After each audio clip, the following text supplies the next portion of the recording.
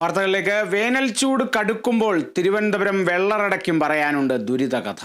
ഒരിക്കൽ വെള്ളത്തിന്റെ അറകളാൽ സമ്പന്നമായിരുന്ന നാട്ടിൽ നിലവിൽ സ്വന്തമായി കുടിവെള്ള പദ്ധതികൾ പോലുമില്ല. കുടിവെള്ള പ്രശ്നങ്ങൾക്ക് പരിഹാരം കാണാൻ നിർമ്മിച്ച കോവിലൂർ കുടിവെള്ള പദ്ധതി ഇന്ന് വെറും സ്മാരകമായി തീർന്നിരിക്കുകയാണ്.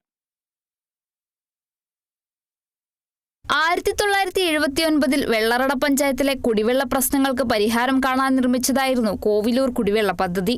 കേരള വാട്ടർ അതോറിറ്റിയുടെ നിയന്ത്രണത്തിൽ തുടക്കം കുറിച്ച പദ്ധതി അന്ന് നിലവിലുണ്ടായിരുന്ന 12 വാർഡുകളിലെയും ജനങ്ങൾക്ക് ഏറെ ആശ്വാസമായിരുന്നു. എന്നാൽ 2013 വാട്ടർ അതോറിറ്റി ചുമതല പഞ്ചായത്തിനെ ഏൽപ്പിച്ചതോടെ കുടിവെള്ള പദ്ധതി സ്മാരകമായി തീരുകയായിരുന്നു.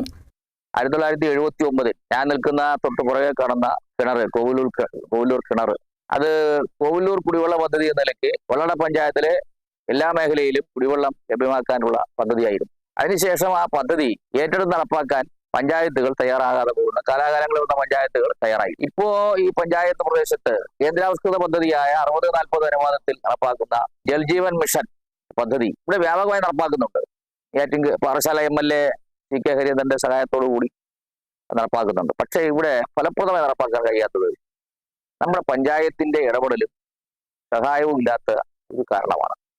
നിലവിൽ 23 വാർഡുകളുള്ള പഞ്ചായത്തിൽ ഒരു കുടിവെള്ള പദ്ധതി പോലും ഇല്ല എന്നുള്ളതാണ് വേനൽക്കാലത്ത് ജനങ്ങളെ ആശങ്കപ്പെടുത്തുന്നത്. ആകെയുള്ള കാളിപ്പാറ കുടിവെള്ള പദ്ധതിയിൽ നിന്ന് ലഭ്യമാകുന്ന കുടിവെള്ളമാണ് നിലവിലെ ആശ്രയം.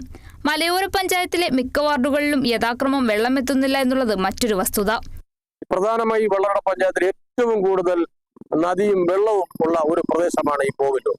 ഈ കോവിലൂർ പുഴ തന്നെ 3 നദികൾ, ചെറു നദികൾ വന്ന് ചേരുന്ന ഒരു നദി. ഒരു വലിയ ജല സ്രോതസ്സാണ് ഈ പ്രദേശത്ത് നിന്നും നശിച്ചു പോകുന്നത്.